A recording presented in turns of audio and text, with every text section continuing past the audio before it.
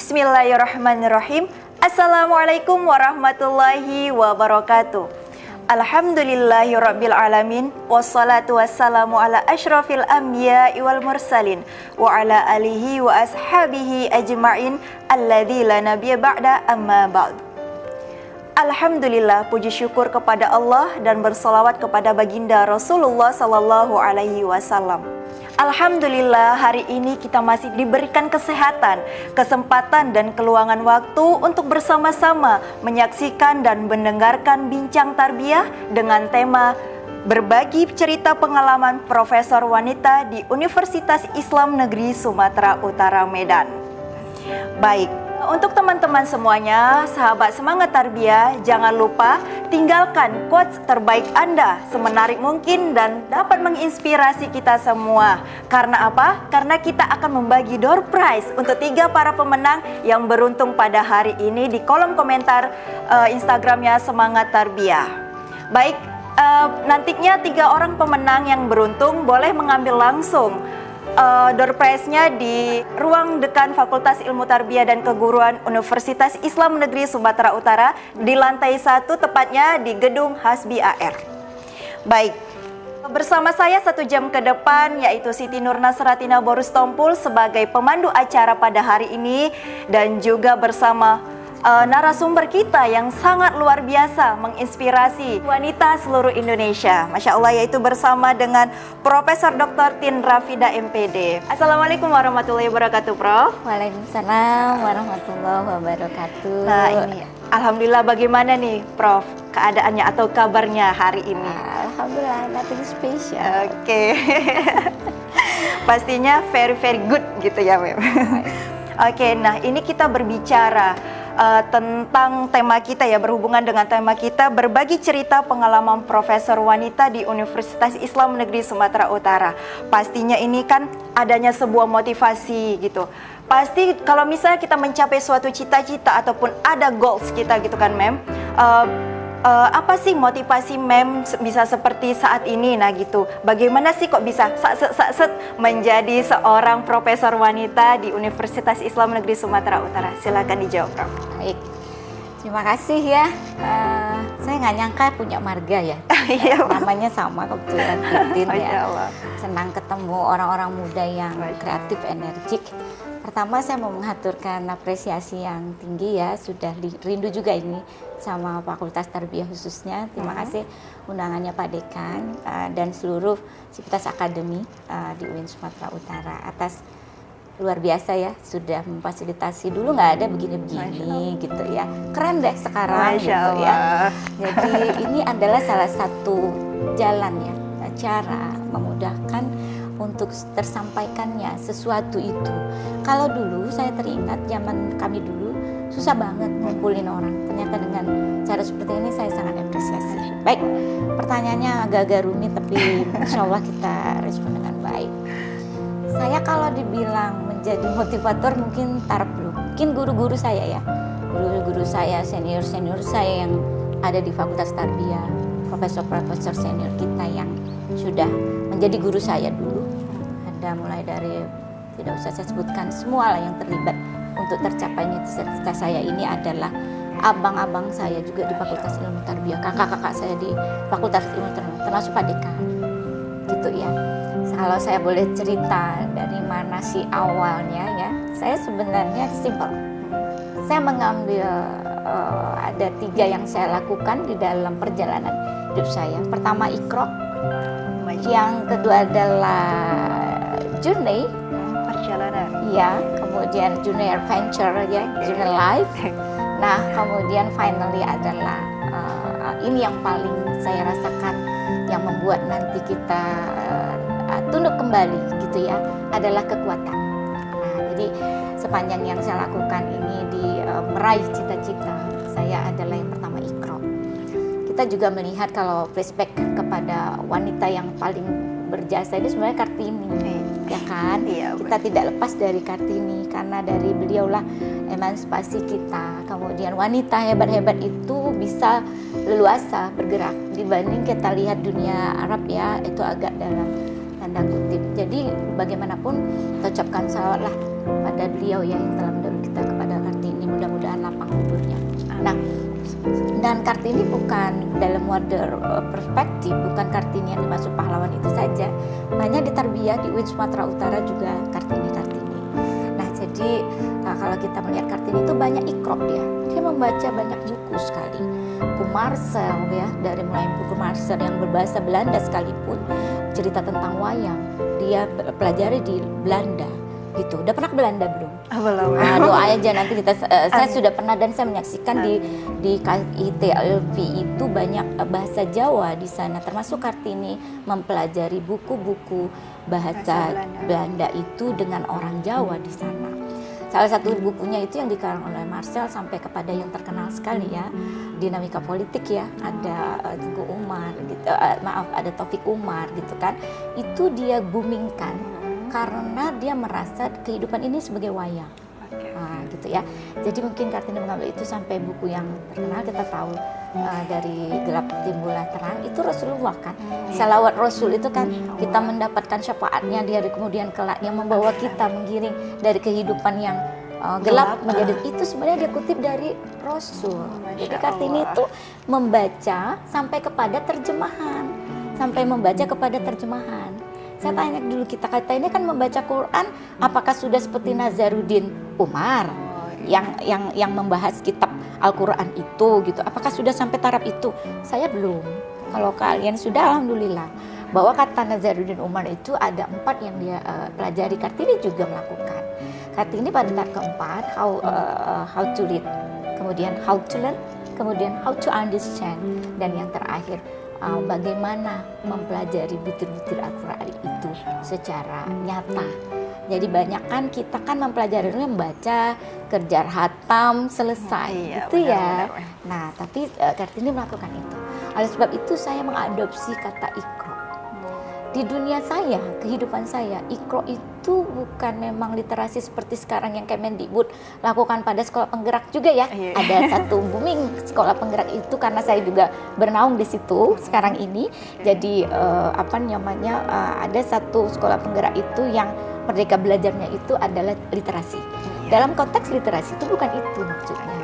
Nah, jadi wadah perspektif itulah saya menata bahwasanya harus ikro. Saya mendalami ikrok ini mulai dari saya membaca. Saya membaca dalam wadah perspektif. Saya kan dapat raih guru besarnya itu di bulan ulang tahun saya. Hadiah terbesar yang Allah berikan. Subhanallah. Jadi tapi saya mengagumi Profesor Safarudin, apa katanya? Setiap kesusahan pasti ada kemudahan. Nah, itu terjawab. Dan itu terjawab gitu ya. Pak Amiruddin juga seperti itu. Dia menyatakan kamu nggak boleh duduk lagi, sudah kita ditarbiyati kan ada pengabdian.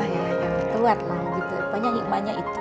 Di bulan ulang tahun saya itu Allah memberikan sesuatu yang pasti orang tunggu-tunggu. Iya benar. Ya kan? Dan saya mengajak kakak dan abang saya termasuk padekan nih.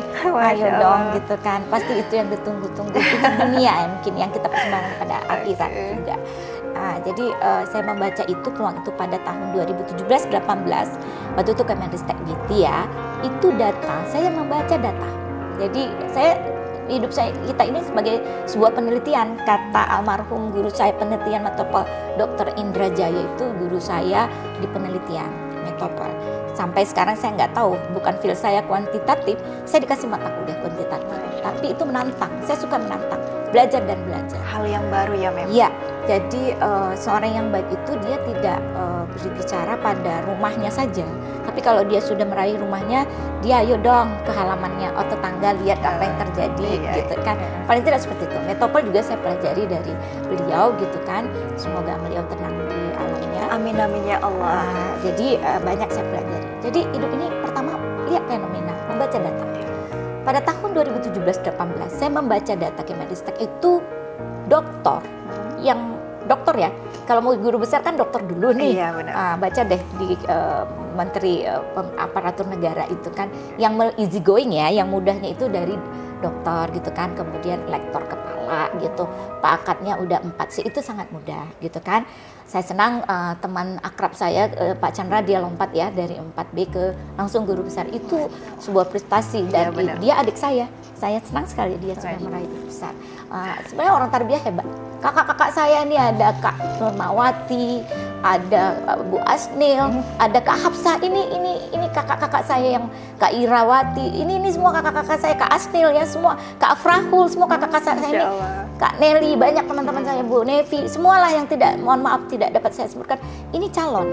Nah pada tahun 2017-18 nama mereka sudah masuk di 4.982. Nama mereka juga udah masuk calon profesor. Masya Allah, gitu ya. luar biasa. Itu 2017-18 yang saya baca di Kemenristek. Tapi untuk meraih profesor itu ternyata dari tahun 2017 ke 18 itu 400 cuman yang profesor. Jadi berapa jenjang apa ya? Banyak sekali yang harus kita raih gitu ya, Ina. Nah, yang perempuan dari 400 itu nggak sampai 200. Di posisi 193 perempuan. Saya membaca itu karena kata Rasul baca. Ikro, gitu. Banyak membaca ya. Nah, mengkerucut kepada Universitas Islam Negeri ya. Universitas Islam Negeri, dan itu Indonesia ya bicaranya ya. Mengkerucut kepada Universitas Islam Negeri Sumatera Utara 27 waktu itu profesornya. Sekarang apa data terakhir ya, mudah-mudahan nambah. Tapi ada nambah, ada yang pensiun, ada yang meninggal. Jadi gimana dong? Sedih kan, miris. Alhamdulillah di 2000, jadi itu baru 27. Saya ngeliat gitu kan, karena saya dulu di Prodi ya. Karena Prodi itu kan mengikuti acara seremonial universitas apa ya, mau mengantarkan guru-guru besar itu pakai toga, baju kebanggaan. Nggak ada yang pakai hijab, semuanya lelaki gitu ya. Emang apa sih? Gitu sama juga makan nasi, sama juga kita bekerja untuk keluarga, sama semuanya. Bahkan perempuan tuh urus semua ya kan, urus semua dari bangun tidur gitu kan, dari bangun tidur sampai tidur lagi gitu ya. Jadi begitu perempuan. Saya ngelihat barisan itu tidak ada perempuan di Universitas Islam Negeri Sumatera Utara, tidak ada yang pakai hijab. Nah itu saya baca. Jadi membaca bukan letter-letter tapi baca apa yang terjadi. Itu fenomena. Membaca keadaannya itu fenomena gitu ya. Wah gak ada nih perempuan gitu ya. Saya sampai dipanggil waktu itu Pak Hasan Basri, Wakil Rektor 1, Pak Profesor Hasan kita yang sekarang juga kembali jadi memimpin di akademi ya, Warek 1. Beliau telepon saya untuk dilantik waktu itu untuk duduk di LPM. Saya sengaja nggak mau, minta maaf, banyak dosa saya nggak mau, habis ke Prodi saya mau dipanggil ke sana. Yang kata-katanya orang-orang di LPM itu adalah orang-orang yang bermutu. Saya merasa orang-orang saya belum bermutu gitu. Jadi saya nggak mau ditelepon-teleponnya. Waktu itu saya lagi perpisahan menjadi ketua Prodi Bahasa Inggris, perpisahan sama dosen-dosen, ada almarhumah kakanda saya Bu Marbun sama ibu kita yang tercinta Ibu Zubaida, sekarang lagi sakit, kita doakan cepat sembuh ya Ibu. Amin, gitu. Ya kawan-kawan yang lain kami masih di Sabang pada itu. Saya tidak mau memang mengangkat teleponnya, minta maaf. Tapi setelah pulang Sabang saya datangi, saya jelaskan semuanya pada Pak Rektor juga, Nur Ahmad Fadil Lubis waktu itu rektor kita. Ibu adalah pegawai yang melawan katanya, tidak mau dipanggil. Terus saya jelaskan, Pak Rektor saya minta maaf, saya beri waktu sedikit untuk keluar dari tarbiyah, dari UIN sebentar saja, tapi saya akan mempersembahkan sesuatu. Saya nggak bisa bilang mana yang Bapak pilih. Saya jelaskan ini, saya terpaksa buka rahasia, sebenarnya saya nggak mau gitu kan. Pak, mana yang Bapak pilih? Gitu ya, Pak? Tidak ada loh Pak, guru besar kita perempuan. Kalau saya di prodi saya agak kebingungan masalah waktu, saya bilang gitu. Bolehlah saya keluar sejenak, tapi saya nanti akan kembali mempersembahkan sesuatu untuk Sumatera Utara. Gitu. Begitu. Jadi Bapak itu terdiam, almarhum itu terdiam. Alhamdulillah, nggak tahu, itulah pertemuan saya terakhir dengan Nur Ahmad Fadil Lubis. Kemudian 2 minggu kemudian dia dipanggil Allah Subhanahu wa Ta'ala. Saya sudah minta maaf sama dia. Yang penting saya lega, saya sudah minta maaf sama beliau gitu ya. Demikian harapan-harapannya. Karena saya merasa saya bukan orang yang bermutu. Karena saya tahu orang-orang di LPM itu adalah orang-orang yang memang bisa memanage waktu dengan baik dan bermutu. Saya belum. Nggak ada papanya seorang Tindra Pida. Dan berbuat apa-apa juga belum gitu. Saya yang terkenal adalah biasa di luar, bukan luar biasa yang seperti Mbak. Saya dalam rangkaian biasa di luar itu, saya boleh cerita ya? Boleh silakan. Setelah Iqra dengan keadaan adalah journey. Jadi journey hidup saya adalah adventure benar gitu kan. kata orang sih tidak zaman seperti sekarang. Meraih apa sih nama Scopus sudah gampang, ada bimbingan Scopus, ada tim work gitu kan, Scopus udah sangat mudah sekali, banyak informasi, media banyak membantu. Pada saat dulu saya meraih pangkat dulu 4C itu saya 2012 sudah 4C. Baru saya 2014 saya doktor, kebalik sama orang-orang. Harusnya dokter dulu. Bagi saya meraih dokter itu saya punya target. Kalau dokter sih gampang, dapatnya itu nggak 5 tahun ya 4 tahun, geser-geser dikit. Alhamdulillah nggak sampai 4 tahun saya dapat kan gitu kan. Waktu itu kaprodi itu sama sekretaris saya itu luar biasa, sama-sama kami gantian gitu. Dan kami sidang akhir sekretaris prodi sama kaprodinya sama. Itu gitu. Jadi saya di sambil ini saya membimbing juga adik-adik kita gitu, sekolah. Jadi kami sama. Jadi perjalanan saya itu saya tidaklah mudah. Dari 2012 sejak dapat pangkat 4C, saya 2012 saya menata nih. Kapan ya? Oh, belum dokter, belum bisa. Tapi saya di situ melakukan hal-hal akademis. Apa yang menjadi syarat, apa menjadi persyaratan, itu kita harus baca. Ikrok lagi di dalam perjalanan ada ikrok. Baca aturan kebijakan yang terkini. Pada saat itu memang tidak terlepas dari Undang-Undang Guru dan Dosen kan di 2015 itu nomor 14. Kemudian ada regulasi-regulasi terbaru kekinian harus ikut upgrade. Nah, saya suka kali nih pakai Google Doc ya, gampang. Undang-undang terbaru regulasi mau meraih profesor, gitu aja. Keluarlah muncullah dia. Jadi memang ini bukan saya beli mahal, walaupun jangan bilang-bilang ya, belinya juga pakai kocek sendiri. Sisain bulan ini, sisain begitu. Tapi kebutuhan, ya, apa yang menjadi kebutuhan. Jadi dia membantu gitu kan. Jadi saya baca, ikrok lagi baca. Oh, tahun gini belum tentu berlaku untuk yang Pak Chandra sekarang gitu ya. Saya waktu itu kan regulasinya Menpan RB itu nomor 13 2018. Sekarang udah ada yang terbaru 2020, 2022 juga udah keluar gitu. Jadi berbeda, tapi pada intinya sih sama. Dan malah kalau saya baca sekarang makin banyak diberi kesempatan, diberi fasilitas oleh Pak Menteri. Jadi semangat kakak-kakakku, semangat abang-abangku, semangat. Dan tarbiyah buktinya udah pecah juga perempuan yang kedua gitu. Saya mau, Masya Allah. Kalau bisa kita jangan 27 pecah sampai, kalau bisa lebih banyak dong guru besarnya daripada dokter. Amin, ya Allah. Saya membaca data di Universitas Islam Negeri Sumatera Utara, nggak ada lagi deh yang S2, paling tinggal 1-2, itu pun karena mungkin kesehatan ya, yang lain udah doktor. Kalau kita baca data udah dokter, coba nanti kita cross check ya dengan data, udah rata-rata sudah dokter di UIN ini, ataupun belum meraih sedang, tapi itu calon. Nah, terus mau ngapain setelah dokter? Kan jadi guru besar, itu gitu. Saya waktu ingat ya, pulang dari ambil SK saya ambil sendiri SK saya ke Jakarta. Langsung saya temui Pak Dekan, ucapkan terima kasih. Kemudian Pak Rektor, saya ucapkan apa pesan saya? Pak Rektor, saya nggak tahu lah rektor lama, rektor baru saya nggak peduli. Tapi kalau boleh, buatlah tim percepatan guru besar untuk ada 3 kategori. Pertama, kakak dan abang yang mendekati pensiun. Itu juga ada proporsionalnya. Kedua, bagi adik-adik muda, kenapa enggak? Kamu juga punya hak profesional. Ketiga, untuk abang-abang saya, kawan-kawan saya, dosen yang menjabat. Karena saya rasakan, kalau dia kajur, itu sangat nggak punya waktu. Nggak punya waktu. Profesional, jadi bentuk tim. Nah, dengan tim ini membaju. Alhamdulillah ada Mas Latif di Australia, ada Bu Rahma pulang dari Amerika, itu orang-orang keren.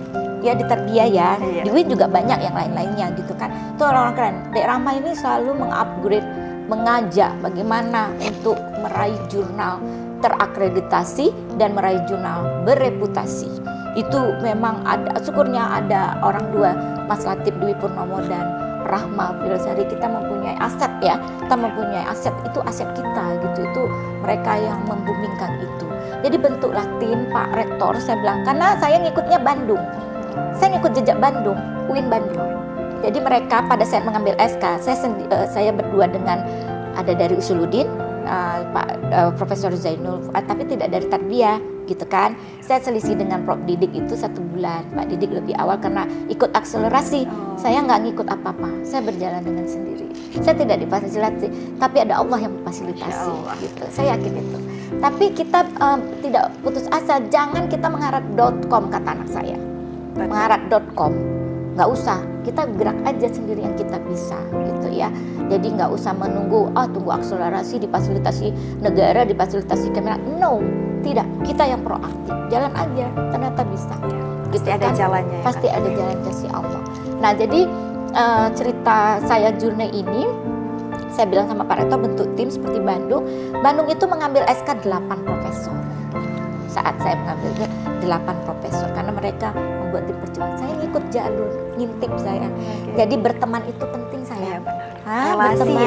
Berteman itu jangan memandang tukang becak saya teman tukang gojek saya tuh, karena beliau ikut berkontribusi dalam mengantarkan saya menjadi guru besar. Contoh, mau buru-buru, mau cepat-cepat di Jakarta naik gojek dong, gitu bisa pulang hari kalau naik driver taksi. Jadi semua kita temenin gitu, preman kita temenin, semua kita temenin walaupun kita orang akademisi. Mahasiswa jangan dijadikan sebagai sebagai guru dan anak murid. Saya teman kok gitu. Ya, perjalanannya masih panjang. Tapi saya lihat banyak catatannya. Iya, baik. Berarti itu motivasi yang pertama adalah Iqra. Bukan hanya saja literaturnya, akan tetapi bisa melihat keadaan ya kan Mem, melihat situasi dan kondisi kita bagaimana. Nah, seperti itu. Dan yang kedua adalah journey, perjalanan Mem dari mulai awal sampai akhir. Nah, seperti itu. Dan jangan lupa juga bersyukur ya kan Mem. Itu dia. Saya belum cerita sampai ke situ. Oke, nanti kita akan tunggu. Baik, Mem, ini yang kedua, pastinya kan kalau misalnya menjadi seorang profesor itu adanya pengukuhan. Nah, di usia berapa sih Mem menjadi seorang profesor? Nah, seperti itu, dan di bidang apa? Oh ya, terima kasih. Perjalanan saya tuh masih assalamualaikumnya sebenarnya. Nanti saya cerita gitu ya, itu belum ada yang saya ceritain, masih assalamualaikum, baru fenomena dan baca data. Tapi saya tahu kita terbatas waktu, jadi kalau cerita Mem Tin itu suka cerita Mem Tin. Gak apa-apa gitu ya. Jadi gini, saya meraih guru besar itu di bidang saya. S1 saya dari dulu namanya IAIN. Oh iya. Tadris Bahasa Inggris. Saya nggak malu. Sebelumnya saya guru di Kemenak, ditempatkan di kabupaten, di kampung. Saya dari kampung, saya nggak malu gitu. Guru pada tahun 97 saya PNS-nya guru dari Simalungun. Kemudian saya melanjutkan studi S2. Dulu masih 1-2 guru yang melanjutkan studi di S2 ya, nggak kayak sekarang belum tamat, masih SKTL udah S2 gitu. Senang kita. 97 itu baru 1 kayaknya, yang S2 baru 1. Dan saya mencari guru pengganti untuk ketidakhadiran saya 1 hari karena terkait itu. Kemudian saya yang memanage lesson plan-nya untuk mengajar guru pengganti. Kemudian saya membayar semua itu. Tapi saya sekolah gitu. Nah, setelah tamat, kemudian ada seorang wanita Kartini lagi yang memberi informasi saya untuk bergerak kemarin. Apa mungkin ya waktu itu begitu. Tapi kita cari informasi, kita jangan apa mungkin ya seorang guru di kampung pindah menjadi dosen begini-begini. Kita baca lagi. Dulu belum ada Google Talk, cari di internet. Dulu masih pakai komputer besar cari di internet, apa mungkin gitu-gitu. Itu Iqra balik. Jadi semua lini kehidupan kita itu Iqra gitu. Ternyata ada. Nah, saya baca fenomena formasi waktu itu dosen fakultas ilmu waktu itu Tadris Bahasa Inggris masih 3.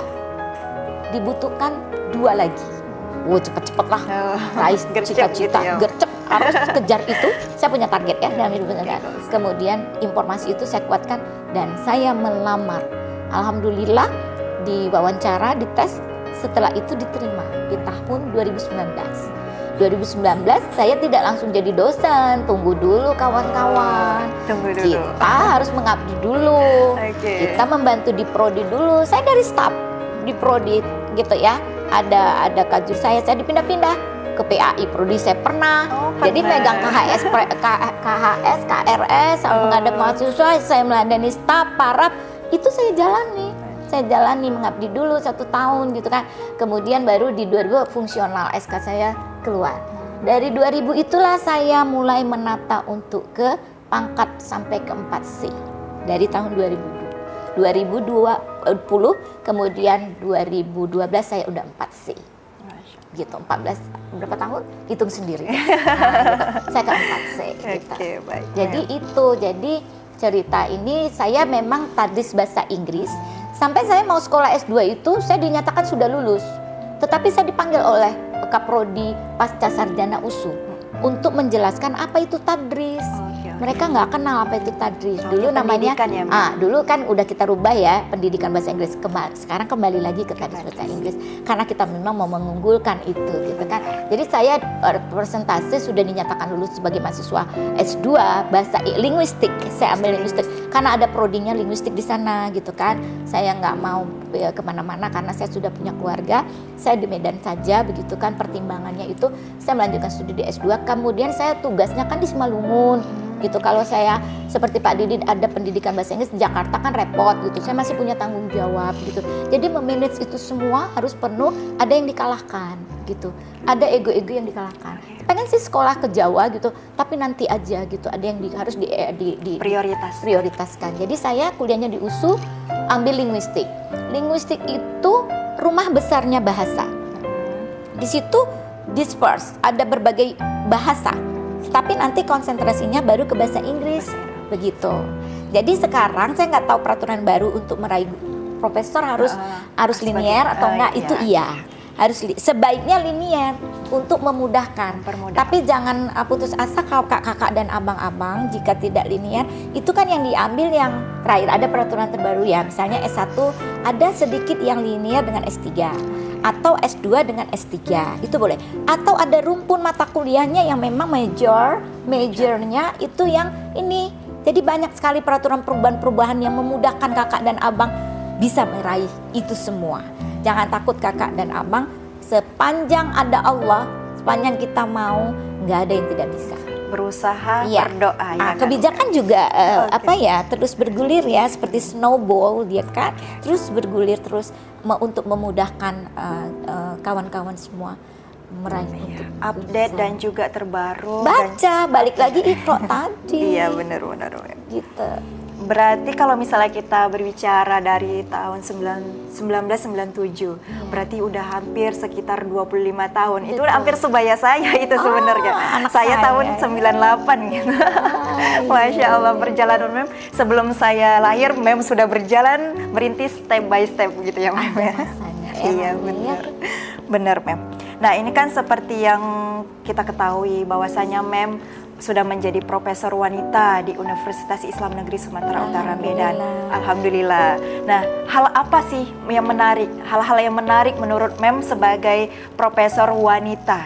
Iya. Gitu, Mem. Silakan. Tentu banyak hal yang menarik di perjalanan saya ini dalam konteks meraih guru besar ya. Saya cerita perjalanan saya seperti itu. Saya kira perjalanannya sama, kita membaca regulasi kebijakan yang terkini, kita ikuti saja itu. Sepanjang itu kita punya Allah. Tapi ada 3 hal yang terkesan di journey saya. Ini masih cerita jurnal. Tadi Iqra, ini jurnal. Saya pernah tidak seperti sekarang ya. Kita dulu kalau mau menerbitkan jurnal itu kita harus menjadi speaker ya di berbagai conference internasional, itu juga syarat gitu ya. Selain sekarang sudah digantikan, mungkin bukan tergantikan ya, sudah bisa memilih. Misalnya kita mengajar di S3 di program studi doktoral, mengajar, membimbing, itu sudah boleh tergantikan. Banyak lagi sarana prasarana fasilitas yang diberikan dengan regulasi terbaru. Kalau dulu saya mulai dari 2012 saya cari conference sendiri. Untuk meraih bagaimana menjadi speaker di sana itu cari sendiri. Saya pergi sendiri. Kesan pertama saya pertama kali menjadi speaker di international conference adalah di Langkawi. Dengan kocek sendiri, kumpul-kumpul dong ya kan gitu. Dulu saya nggak ingat banyak bersedekah, enggak. Karena uang saya itu saya peruntukkan untuk itu. Pergi conference sendiri gitu kan, membayar dan bagi saya tidur di airport itu udah menjadi hal yang lumrah. Harusnya nggak usah saya bilang ya. Tapi saya mengalami karena nggak punya kocek gitu loh untuk tidur di hotel mahal gitu ya kan. Saya tidur di airport, saya cari musolanya, saya sambil berzikir di sana, minta perlindungan diri karena saya perempuan gitu kan. Sepanjang suami izin, keluarga izin, go. Apa kata suami saya? Kesempatan tidak datang dua kali. Go. Yang penting izin suami. Istri minta izinnya sama suami. Apapun itu. Jadi sepanjang itu saya bismillahkan. Kadang-kadang saya harus menghemat, hotel di sana terlalu mahal, hanya tiket pesawat. Saya tidur di airport, nikmat AC. Di airport sana kan AC-nya bagus, gitu kan. Seperti ruangan kita sekarang bagusnya, gitu kan. Jadi itu saya sudah lakukan. Jadi beberapa kali saya tidur di airport. Ke Langkawi saya pertama kali menjadi speaker itu. Wow, ternyata simple banget, nggak kayak yang kita imajinkan gitu kan. Juga nggak harus pasti kali bahasa Inggris gitu kan. Enggak, ayo kakak-kakak, abang-abang gitu kan. Enggak gitu. Kita baca slide juga boleh, banyak kawan-kawannya saya dari Aceh dan mana-mana. Itu yang pertama di Langkawi, itu terkesan oleh perjalanan saya. Yang kedua adalah pergi ke Indonesia sendiri. Sebagai tuan rumah itu ada di pulau yang terujung di Papua ya, gitu kan. Jadi saya pergi ke sana juga sendiri. Itu 3 kali flight ya. 3 kali flight, Medan Jakarta transit, Jakarta Manado transit, Manado baru ke Papua gitu kan. Jadi di sana semua ternyata dari kecanggihan itu ada juga liku-likunya ya. Kesedihan saya ada gitu, pastilah ada gitu. Ternyata konferensinya itu konferensi yang tidak ada. Saya dibohongi gitu kan. Padahal rupanya ada ya, kita menyewa di website gitu selama sebulan atau selama 2 minggu, tergantung bayarannya. Itu tertera semua fitur-fitur seperti konferensi internasional pada layak umumnya. Ternyata ada sewa 2 minggu, 3 minggu, itu terjadi di saya. Dan saya sudah membayar, saya untuk menjadi speaker itu, saya sudah kirim semuanya persyaratan. Sampai di Jakarta saya masih disambut oleh panitianya, kan panitianya mereka juga. Oke, saya flight saya sampai sini. Nanti Manado jam segini. Masih welcome, komunikasinya masih intens, masih bagus gitu. Dan kita pede gitu. Kemudian pergi ke Manado, pede. Sampai di airport Papuanya gitu kan, rupanya sudah blank, tidak ada. Dan saya harus menghubungi siapa, tidak ada. Saya pergi ke kampusnya, saya tidak usah sebut kampusnya gitu kan, tidak ada, main volley biasa mereka. Sampainya saya siang, saya kan di perjalanan sampai dari 1 hari ya gitu kan, sampai besok paginya baru saya sampai gitu kan. Siang saya sampai, mereka main volley biasa, olahraga, tidak ada umbul-umbul, paling tidak welcome. Semua dari negara gitu kan. Saya pun sangat, apa saya salah alamat, tapi saya lihat lagi tidak gitu kan. Yang saya telepon itu tidak ada lagi, tidak aktif lagi gitu kan. Jadi saya pernah dibohongi gitu. Terus tapi itu tadi saya kembali, setiap ada kesusahan pasti ada kemudahan. Saya kemanapun jalan, saya percaya itu. Saya dengan kecewa lemas meletakkan yang ibu, saya tanya sampai saya dipertemukan oleh ketua yayasan. Karena dia masih sekolah tinggi kan, belum IAIN waktu itu.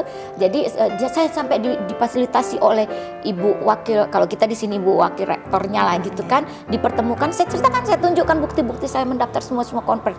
Memang geleng kepala mereka melihat ada satu oknum yang memang dalam tanda petik gitu kan. Dan ini bukan terjadi pada saya saja. Banyak orang Surabaya, banyak orang Kalimantan sudah mengalami nasib seperti saya. Jadi sana. Tapi hikmahnya itu di hari ulang tahun saya loh. Gitu. Hadiah ulang tahun saya gitu kan. Di bulan November gitu kan. Nah, saya bilang, saya pikir saya di hari ulang tahun saya jadi speaker itulah hadiah terindah saya gitu kan. Tapi hikmahnya, siapa sih yang nggak mau ke Raja Empat? Ayo. Siapa yang nggak mau ke Raja Empat? Nah, saya difasilitasi ke Raja Empat oleh kampusnya. Itu dia, hadiah juga. Jadi saya yakin dengan kekuasaan-Mu ya Allah, di tengah saya blank gitu kan ada. Nah, yang ketiga, konferensinya di Thailand ya, konferensinya di Thailand gitu kan. Kita menjadi duta pada saat itu dari Prodi. Saya membawa mahasiswa juga. Mahasiswa saya sudah ada di Prancis sekarang, Nur Hasanah, dan sudah kembali mungkin ya. Gitu, dia menjadi speech context, saya menjadi pengawalnya, dan kita mewakili dosen untuk berdiskusi Prodi pada saat itu gitu kan. Nah, siapa yang sangka kita mendaftar dengan baik, karena itu daftarnya sudah 1 tahun sebelumnya kan gitu ya. Dan pada saat bergejolak, pernah ya dengan Thailand bergejolak ya, kita konferensinya di Fatoni University. Fatoni University bagus sekali, kampus Islamik bagus semua. Siapa yang sangka kita konfes dengan 2 senjata? Berani nggak? Ayo, abang-abang, laki-laki, berani nggak kita konfes dikawal dengan 2 senjata kanan kiri? Berani nggak? laras panjang loh. Deg-degan tapi laras kayak panjang gitu. gitu kan. Kita dari airport dijemput baik-baik, orang itu pakai semua dengan keadaan menyambut dengan baik. Tapi ketika di kampus kita sudah mulai di kamar hotel, sudah mulai dengan dijaga di depan kamar 2 laras panjang. Ayo berani nggak? Dah, mereka tidak kurang bisa berbahasa Inggris dengan baik ya, hanya beberapa ustadz saja yang di sana bisa berbahasa Inggris dengan baik gitu kan. Jadi kita dengan gesture, orang bahasa kan ngerti ya dengan gesture gitu kan. Jadi dia menyuruh kita nih senjata ya. Dia dengan ujung senapangnya itu begini, gerak-gerak jalan gitu kan, gerak-gerak jalan gitu. Jadi dengan itu conference kita di ini, dan ketika selesai conference dengan berjalan dengan baik, kita istirahat jam 2 malam digedor-gedor untuk langsung keluar dengan pakai mukena saja nih, keluar bawa tas semuanya keluar untuk ke airport balik dengan memakai ambulans. Nah, sebenarnya mereka sayang dengan laras panjang itu, sayang bahwasanya mereka menunjukkan dia melindungi kita dengan keadaan negaranya. Tapi kita kan tidak welcome dengan 2 senapang itu gitu kan. Jadi terima kasih Pak Dekan sudah memfasilitasi acara ini gitu. Jadi dengan 2 senapang itu sebenarnya mereka mau melindungi. Ke toilet saya pun di tengah-tengah acara dia ikut, 2 orang ini ikut, 2 pedagang senapang ikut. Kemanapun 2, tapi kita ditenangkan gitu kan, mereka menjaga. Nah, tapi menjaga dalam tanda kayak begitu ngeri kan gitu. Nah, juga jam gitu, 2 malam saya diuber-uber naik ambulans, harus go. Itu harus pos-pos yang dilalui, kita pakai mukena bahwasanya kita sakit gitu loh. Dibilang kita sakit gitu, jadi lewat gitu. Jadi tidak boleh apa-apa gitu kan, tidak ada tas disembunyi. Ini mengantar orang sakit sampai ke airport. Begitu itu pernah kita lalui dalam rangka meraih menuju kita kepengen mendapatkan jurnal-jurnal itu. Jadi yang terkesan di meraih jurnal-jurnal itu ya itu gitu ya, yang di samping yang lain-lain lah ya gitu kan. Itu hal besar yang pernah jurnal yang saya lakukan.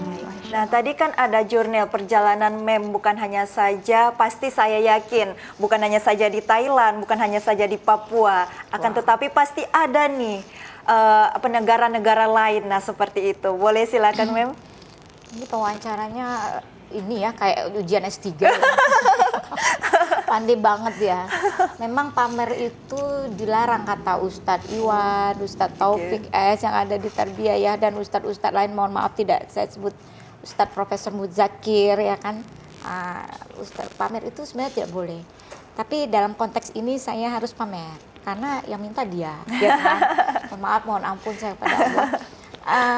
Pastilah kalau khususnya ya English Department itu di kategori salah satu indikatornya itu dia tidak hanya di dalam negeri. Ini untuk para dosen yang ada di English Department dan yang kawan-kawan saya, tapi dia akan pernah ya melakukan praktik baik di luar negeri, itu paling tidak. Ini juga memotivasi untuk anak-anakku di English Department. Kalau kamu memang di English Department, indikatornya salah satunya kamu nggak sekolah S2 di Indonesia dong. Nah, karena apa? Banyak kita lihat mahasiswa kita, alhamdulillah sudah ada di Australia, sudah ada di Amerika, sudah ada di Inggris, London. Ini loh mahasiswa kita, mahasiswa kita sekarang yang melanjutkan studi atau alumni atau student nursing juga ada ya. Tidak hanya di negara Asia, tapi ada Korea, ada Taiwan, ada Cina, kemudian negara Eropa udah tidak usah diragukan lagi karena kita punya program short course waktu itu bagi dosen-dosen.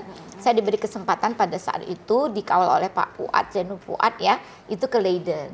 Di sana saya juga banyak belajar gitu sampai saya menemukan, saya nggak pernah di Indonesia melihat mu'alaf. Nah di sana setiap minggu ada mu'alaf, kita berkumpul orang-orang Indonesia menyaksikan, menyemangati mu'alaf gitu kan. Jadi berkunjunglah dan banyak belajar. Itu salah satu kita melihat dunia luar. Tentu tidak bisa kita bandingkan dengan negara kita Indonesia, tapi paling tidak mendekati. Dan kita tahu bagaimana. Satu yang saya petik dari dunia luar adalah mereka yang membaca Iqra Al-Quran kita, mendalaminya. Kebersihan, disiplin, waktu, itu yang saya petik dari pelajaran. Iqra lagi, balik lagi. Nah, selain ke Leiden, saya juga pernah Kementerian Pendidikan dan Kebudayaan waktu doktoral program. Saya mencoba ikut program sandwich programs. Pada saat itu karena ada tanggung jawab di sini di Fakultas Ilmu Tarbiyah, saya ambil di negara Singapura. Kenapa saya pilih Singapura? Padahal ditawar ke Amerika juga ada. Kenapa saya pilih? Supaya saya bisa melakukan, waktu itu saya mau haji. Jadi saya ambil Singapura, saya bisa pulang mengurus itu gitu kan. Mengurus itu biar gampang. Kemudian kenapa saya pilih Singapura? Yang katanya bersih, disiplin. Itu adalah ada di Al-Quran. Nah, itu saya mau melihat gimana sih Singapura itu sebenarnya dengan yang katanya teknologinya, kemudian juga itu gitu kan. Sumber daya manusianya juga. Kemudian sambil melihat ya katanya di Orchard itu kan bagus untuk LLD. Ya lihat doang. Nggak sanggup dong untuk beli gitu kan. Seperti itu. Jadi ada yang saya baca juga fenomena-fenomena. Jadi ada beberapa negara di Eropa saya kunjungi, ada ya tentu kita di Schiphol, saya tidur di airport juga kan, di airport Amsterdam gitu kan, enak sekali di sana. Kemudian kita ke Jerman. Kalau weekend saya ada teman saya Pak Muhammad Dalil Munte, Pak Ibu Farida Pertauti, dari Tarbiyah juga ya. Kemudian ada Bu Habibie, Pak Habibie ya, dari Pak Hasan Bakti adalah, tapi yang banyak orang Tarbiyah. Maaf gitu ya. FITK memang cerdas. FITK memang cerdas. Ya kalau mereka 2 kita 5 4 gitu ya kan gitu. Saya nggak ragu dengan FITK, orang sumber dayanya kuat gitu kan. Nah, jadi di situ kami kalau weekend udah ngatur jadwal tuh. Udah Jawa, ke Prancis, ke Jerman, ke waktu itu ke Swiss, sampai kami ke FIFA gitu ngelihat tempatnya football gitu ya. Itu kami gitu. Jadi banyak negara di Eropa yang bisa kita kunjungi. Den Haag sangat dekat gitu kan. Amsterdam 1 jam gitu. Jadi banyak negara yang kita kunjungi. Hampir ke Swiss kami waktu itu, tapi hanya di Herbertnya aja gitu kan. Gitu. Seperti itu.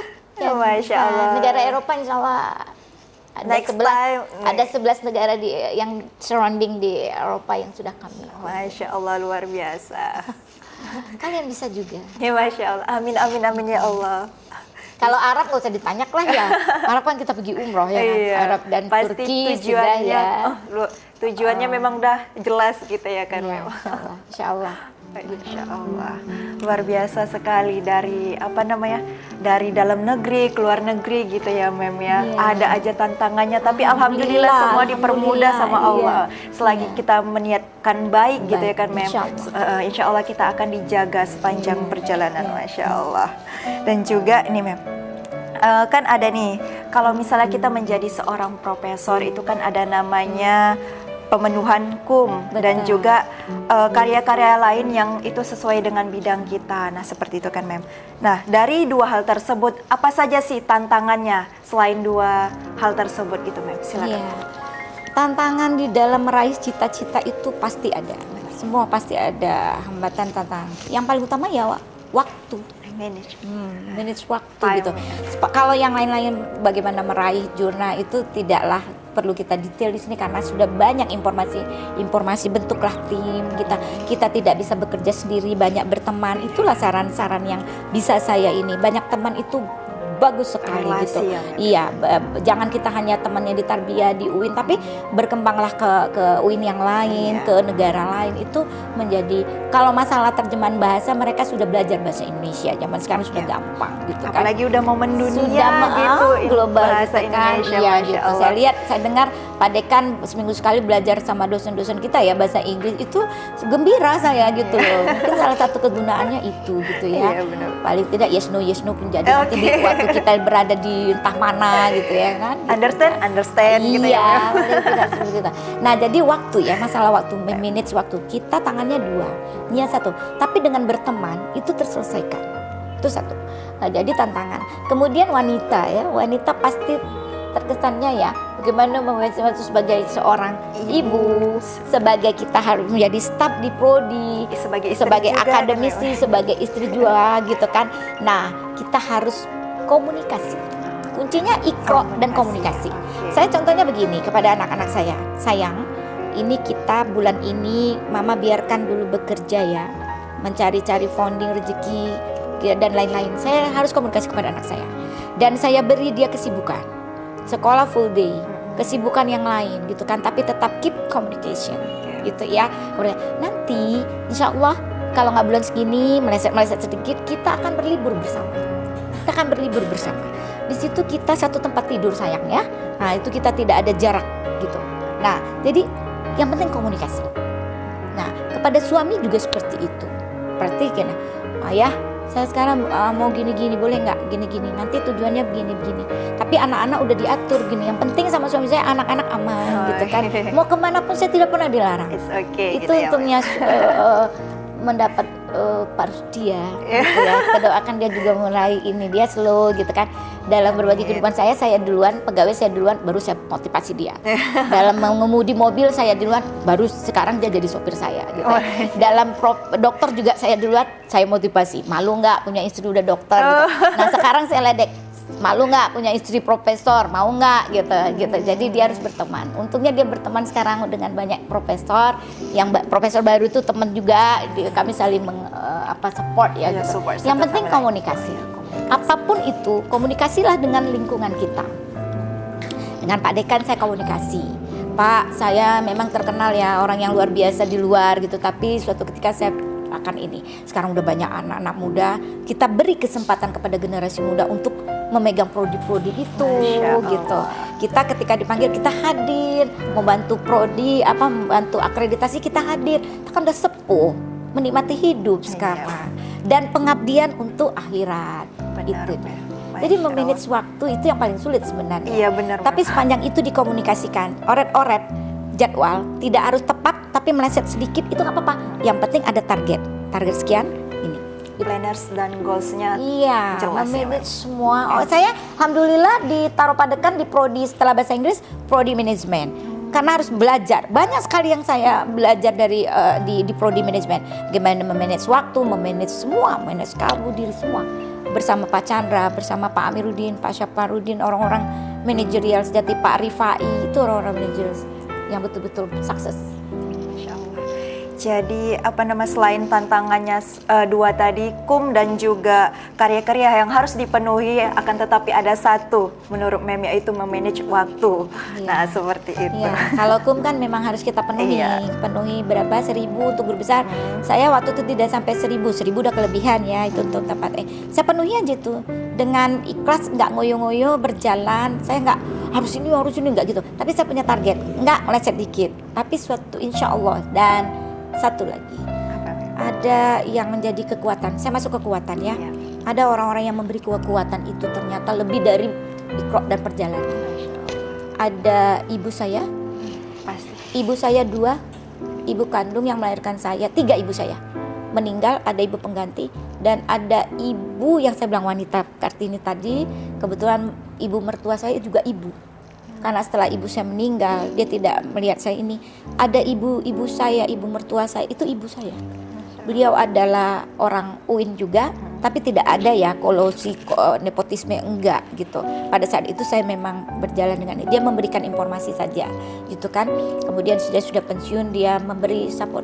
Nggak tahu kenapa setiap saya minta doa sama dia terkabul. Masya Allah. Nggak tahu saya kenapa.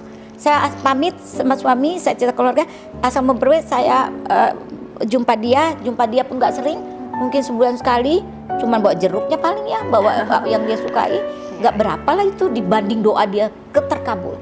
Jadi ada kekuatan doa orang-orang sekeliling saya, ibu dan ayah itu tidak ini, meskipun orang tua saya kandung di kuburan, tapi saya minta doa, saya tetap berkomunikasi, ya Allah melalui ini doain ya gitu, walaupun dia sudah dikubur, saya datang ke kubur, saya berkomunikasi.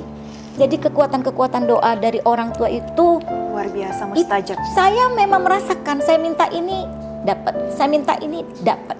Saya permisi sama ibu saya, doain dapat. Nggak lama gitu. Jeruk yang saya kasih, berapa sih jeruk gitu ya? 15.000, 20 gitu. Janganlah kita kasih jeruk itu ya. Kita kasih jeruk yang harga yang satu kotak yang 200.000 yang manis itu untuk dia. Tapi langsung nggak tahu kenapa tiba-tiba masuk SMS banking. Masya Allah, luar biasa. Saya itu yang saya lakukan. Setiap saya memberi kepada orang tua ibu saya yang masih hidup ini, Bu Rosdiani ini, nggak tahu kenapa, nggak lama, nggak sampai 2 hari kadang-kadang SMS banking, Masya ada aja Allah. rezeki. Nggak ngerti saya. Lancar Jadi bagi aja yang punya ibu, manfaatkanlah. Sekarang saya sudah nggak punya ibu lagi. Yang kedua, ketika mengejar syarat, saya di UIN Syarif Hidayatullah ketemu sama warek duanya. Sebenarnya saya mau ketemu perempuan hebat, itu kan rektornya perempuan ya. Nggak dipertemukan Allah saya dengan dia. Tapi saya dipertemukan oleh sosok bapak, dia nggak mau sebutkan namanya, nggak boleh. Tapi saya sebutkan warek dua pada tahun 2018, cari sendiri siapa dia. Cari sendiri ya. Apa kata dia? Sahabat. Syarat untuk guru besar kan menjadi ketua peneliti. Iya. Alhamdulillah Pak Dekan pada saat itu Pak Amiruddin juga tidak mau jadi ketua. Saya dulu ya, saya diberi jadi ketua. Saya mewawancarai untuk penelitian kami bersama. Saya jadi ketua peneliti karena itu syarat menjadi ketua peneliti. Jadi dia nggak ada wawancara detail, sebentar aja dia isi, tapi ceramahnya yang lama, kekuatan doa juga. Apa kata dia? Ini untuk kakak-kakak saya dan abang-abang saya dimanapun di keluarga besar, semua. Apa kata dia? Kamu ceritanya ya, flashback. Kamu jadi ketua peneliti mau jadi guru besar? Insya Allah Pak, bagus. Kalau jawabannya insya Allah bagus. Mau nggak dengar cakap saya hari ini? Maulah Pak, saya melakukannya dan terbukti. Apa itu? Mau dengar? Oke. Punya waktu? Punya Pak, punya banget. Padahal saya ini terkejar, nggak pesawat malam pulang gitu ya. Saya nggak ambil tiket gitu ya. Kalau bisa saya pulang malam gitu daripada tidur di musola, pikir saya ya kan gitu kan. Saya ambil tiket pernah. Tapi saya mendengar karena Allah. Apa katanya? Sholatnya udah tepat waktu belum? Belum Pak. Itu. Mulai detik ini sholat tepat waktu, jangan ntar. Jangan. Tuh pertama. Udah, habis sholat pernah zikir enggak? Kalau buru-buru Pak ada cara enggak? Jujur, dia suruh jujur sama saya sampai saya nangis di situ. Enggak. Oke, sekarang istighfar. Ayo kita istighfar. Istighfar diajaknya saya. Jadi macam pengajian gitu. Nanti mau jadi guru besar sekarang itu lakukan. Sholat tepat waktu dan saya lakukan. Yang kedua, habis sholat salawat sama Rasulullah. Kalau bisa sehari 100 kali, kalau bisa lebih. Udah. Chandra juga saya bilang begitu. Udah. Sama Bu Nur Hayati, saya kalau nggak salah dia jumpa saya juga saya pesan itu. Karena itu dari dia, ini yang saya lakukan betul. Kemudian yang ketiga, sedekah tiap hari. Walaupun 2.000. Udah sedekah dulu? Belum Pak. Sibuk di prodi, sibuk apa nggak sempat. Sekarang kita harus bersedekah tiap hari. Walaupun sedekah itu tidak hanya uang, ilmu dan lain-lain gitu kan. Sedekah tiap hari. Coba itu lakukan, tapi tiap hari jangan putus. Sanggup? Wih, enggaknya banyak-banyak kali. Enggaknya perjuangan itu sampai laras panjang, pikir saya. Why not? Why not? Saya coba. Wah, mulai itu saya lakukan. Banyak godaan. Terus terang ada dari, mohon maaf sampai orang personil saya nggak tahu ngaku dari Kemenak Jakarta. Bu, mau saya bantu percepatan guru besarnya? Ayo. Nanti kita keluar uang cuman paling 100 juta, 150 juta gitu. Godaan syaiton. Wah. Ya, kiri, sebagai kanan, manusia kiri. lumrah, siapa sih yang nggak kepengen ya kan? Bener. Apalagi dimimpikan. Sebulan berapa tuh guru besar? Dapatlah kalau 150 juta. Gampang lah itu, 1 tahun udah balik, 2 tahun udah balik. Itu kan kalau kita jual beli untung rugi. Tapi mudaratnya sekarang saya udah tobat dengan segala macam itu. Nah, gitu kan. Jadi siapa sih yang nggak mau tergoda dengan uang 150, 250? Bu, sebulan keluar guru besarnya, godaan syaitan memang ya Allah ya Rabbi ya Karim. Gitu. Banyak kali yang ngubungin gitu. Karena dilihat orang saya banyak duit. Bener nggak? Nggak tahu saya. Saya aminkan aja. Amin. Iya. Dibanding orang di jalanan saya, ya saya banyak duit dong. Kan ada koma. Saya banyak duit dibanding orang yang di jalanan sana. Betul nggak? Betul, ada koma dalam hati saya kan gitu. Saya amin sama Allah. Semua yang dibilang orang saya amin yang baik-baik gitu kan. Gitu. Nah, jadi pada saat itu godaan setan walah luar biasa. Bu, kesini Bu. Dengan uang 150 sebulan terbit Bu, dibantu gitu. Kalau jurnal aduh gitu kan. Banyak yang goda-godain, banyak juga yang berhasil, banyak yang enggak. Kita itu sampai banyak jurnal pengiring saya ya. Sekalian syarat khusus, syarat utama banyak pengiring jurnal. Itu aja kakak-kakak, abang-abang. Jangan kejar popus aja. Tapi yang dilihat oleh kementerian juga banyaknya rutinitas kita menulis, banyaknya jurnal-jurnal pengiring walaupun jurnal bersama mahasiswa. Bukan hanya tingkat cinta, doi aja saya dulu nggak tahu apa itu doi. Lakukan aja Kak, abang-abang, kawan-kawan, senior-senior, lakukan jurnal-jurnal pengiring. gitu ya. Jangan hanya Scopus saja, itu dilihat juga ternyata. Nah jadi 3 itu saya lakukan. Saya coba sedekah siapa dulu, ya Allah nggak tahu saya, nanti aja lah kalau jumpa orang-orang baru bersedekah. Tapi itu saya lakukan. Berselawat setiap sholat, saya khusyuk lah sholat. The power Itu of sedekah. jadi kekuatan. Jadi setelah Iqra, journey, kekuatan. Memang kekuatan ini yang saya akui. Nggak tahu kenapa Fatur Rahman yang membantu saya, orang ke biro ya, akademis, dia menghitung angka kredit. Kak udah bisa maju, ya majuin aja. Saya santai jawabnya. Nggak ada ini, majuin aja gitu kan. Ketika saya dipanggil, alhamdulillah banyak catatan. Banyak catatan yang masuk ke WA saya, tetapi sudah dinyatakan lulus jadi guru besar. Dalam waktu tidak lama, prosesnya 2 bulan, nggak sampai 2 bulan. Jadi memang kekuatan itu. Wah, alhamdulillah. Itulah yang saya lakukan, nggak ada yang lain yang hebat-hebat, enggak.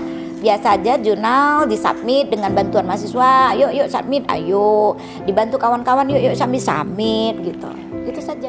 Memang mahal untuk meraih jual, tapi bukan bayar jurnal yang mahal gitu ya, naik pesawatnya untuk seminarnya gitu, untuk mencari informasi jurnal di kuart berapa itu mahal. Masya Allah, perjalanannya Mem luar biasa. Biasa di luar. Biasa di luar. Tapi banyak pengalamannya, eksperimennya gitu ya kan Mem, yang pastinya didapati oleh Mem. Nah, ini kan pasti kalau kita harus ada yang namanya harapan. Nah, harapan apa sih dari Mem untuk Universitas Islam Negeri Sumatera Utara Medan, terkhususnya di Fakultas Ilmu Tarbiyah dan Keguruan? Terima kasih. Silakan. Kalau udah bicara harapan ini udah sedih juga sih saya. Banyak sih sebenarnya harapan-harapan, tapi ada harapan yang priority ya gitu ya. Saya mau tidak hanya dua profesor perempuan. Ya, saya mau banyak sudah fasilitas. Ayo bentuk tim akselerasi percepatan, banyak anak-anak muda. Ada tim buat jurnal, ada tim dari pengontrol, dari mungkin quality insurance mungkin. Kemudian ada tim-tim lainnya, tim-tim kecil dibentuk untuk percepatan guru-guru besar kita yang ini. Jadi proaktif, semua berbuat bagaimanapun caranya. Itu yang pertama. Harapan saya tidak hanya 2. Tetapi ada lagi. Tapi kalau boleh dokter ini ya, udah banyak dokter semua. Tanpa terkecuali dokter itu ya paling tidak meleset-meleset sedikit tahunnya enggak apa-apa, tetap semangat, never give up. Kak Hafsahku sayang, kakak adalah pernah kita satu ranjang di Jakarta untuk meraih sama-sama, tapi jangan pernah putus asa ya Kak, semangat ya, semangat. Dia pernah satu kamar sama saya, kami sama-sama berjuang guru besar, dan kakak-kakakku yang lain ya, gitu, semangat, tetap semangat untuk meraih guru besarnya untuk ditarbiyah. Jadi semua dokter saya doakan. Amin. Mungkin kakak dan abang jalannya tidak seperti saya sampai ke laras panjang, tapi masih pastilah dalam meraih cita-cita ada hambatan dan tantangan. Tapi saya pegang kata guru saya, abang-abang saya senior di UIN, ustadz-ustadz saya, setelah kesusahan akan ada kemudahan. Jadi never give up, kakak-kakak dan abang-abang saya tunggu nih, terutama Pak Dekan katanya usulan, dan yang lagi ngusul ini semoga diperlancar. Amin, itu saja ya lakukan, itu saja lakukan, nggak susah gitu ya. Mudah-mudahan bisa bermanfaat. Saya hanya ini yang bisa saya persembahkan, saya hanya doa. Dan ada satu yang menjadi penguat. Ketika saya sebelum menyerahi guru besar, ada niat saya, ada nazar saya harus berguna lebih dari banyak orang di luar kampus. Nah, itu yang saya lakukan sekarang, pengabdian masyarakat saya. Dalam rangkaian masih di seputaran keguruan, saya melirik kepada dunia PAUD karena saya sudah dipercaya menjadi anggota Banpaud PNF oleh Jakarta. Saya mengurusin, saya juga asesor Banpaud PNF. Saya banyak di situ mengabdi. Apa yang mau saya persembahkan, saya menata guru-guru, bagaimana membuat lesson plan, bagaimana mengajar anak-anak child, karena generasi emas kita sejak dini akan menjadi profesor juga. Amin, karena guru-guru PAUD itu bergaji 300.000 per bulan. Sekarang saya harus banyak turun ke mereka, mengasih motivasi untuk mengajar, tetap mengajar dengan baik walaupun gaji 300.000, mengajar anak dengan berbagai fenomena anak-anak yang akan menjadi generasi emas kita. luar biasa, terharu banget, menginspirasi sekali nih sahabat semangat harapan tarbiyah. saya juga kepada calon-calon guru pengabdian yang prodi-prodi yang punya pengabdian. Kalau mau pengabdian, gak usah jauh-jauh ke KKN apa gitu ya. Mengabdi secara langsung ke sekolah-sekolah, itu mereka sangat membantu bagaimana proses persiapan akreditasi sekolah, bagaimana mengajarkan guru-guru itu laptop. Saya mengajarkan itu. Bagaimana membuka Word, membuat Excel, membuat PPT, saya ajarkan mereka karena guru-guru kita juga jangan melek IT. Bagaimana membaca dunia luar, itu ke sekolah-sekolah, itu aja pengabdiannya bagi calon-calon guru. Masya Allah, luar biasa, sangat bermanfaat sekali. Nah, itu tadi udah harapan dari Mem Tin. Nah, boleh dong Mem, satu kalimat untuk tarbiyah yang bisa memotivasi kita banyak, terkhususnya untuk para wanita, maupun itu di lingkungan FITK, maupun itu di seluruh Indonesia. Nah, satu kata atau satu kalimat Mem? Satu kata saya bingung. Satu kalimat adalah yang terpenting, silakan, dan setelah kesusahan pasti ada kemudahan. Yakin itu ada Allah. Masya Allah. Aduh, luar biasa, menginspirasi sekali ini dari pengalaman, journey dan juga eksperimen dari Prof. Tin Rafida ini. Ada satu juga. Apa lagi Mem? Ternyata setelah guru besar itu ada liku-liku cobaan ya yang harus saya hadapi juga. Tapi alhamdulillah saya sudah bertobat. Saya sudah bertobat dan saya melakukan tobat ini dengan banyak pengabdian untuk ada satu jalan yang saya tempuh mungkin tidak tepat, tapi mudah-mudahan kata Allah dengan pengabdian ini akan menghapus dosa untuk saya. Amin amin ya menuju Allah. akhirat. Mohon maaf untuk semua yang kurang berkenan. Mungkin ada mendengar ini, tapi saya mengejar akhirat, menikmatinya. Tapi saya tidak akan lupa dengan ujung Sumatera karena saya di sini. Sampai saya di sini. Saya bagian dari sini. Ketika dipanggil saya akan datang. Masya Allah. Luar biasa sekali. Nah, itu tadi kan perjalanan Mem. Doain kami juga. Amin, semuanya. Bisa mengikuti rekam jejak dari Mem Tin sendiri. Lebih ya dari Allah. saya. Amin ya Allah. Lebih dari saya. Dapat bermanfaat bagi masyarakat banyak, insan yang lebih banyak lagi. Seperti itu ya Mem. Berdedikasi untuk negeri, nah seperti itu khususnya. Jangan persulit mahasiswa ya. Kalau mau jadi profesor, jangan persulit mahasiswa. Itu niat saya waktu itu. Gitu. Oke, terima kasih banyak Mem. Alhamdulillah hari ini kita telah berbincang di Semangat Tarbiyah, yaitu bersama Profesor Dr. Tin Rafida MPD. MHum apa MPD? Kalau kita MHum. Oh, MHum. Oke. Master Humaniora ya, karena kita hidup di kemanusiaan. Oh iya, Masya Allah. Alhamdulillah sahabat Semangat Tarbiyah, kita sudah di penghujung acara, penghujung akhir kita di mana telah berbincang-bincang bersama Profesor Dr. Tin Rafida MPD MHum. Nah, seperti itu, maaf.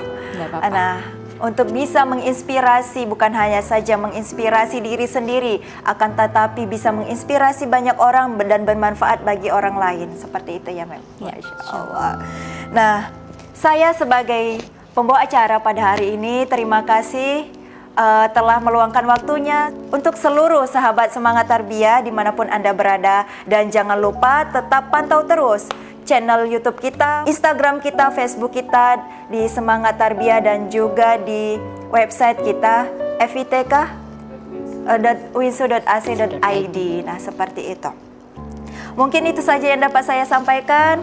Assalamualaikum warahmatullahi wabarakatuh.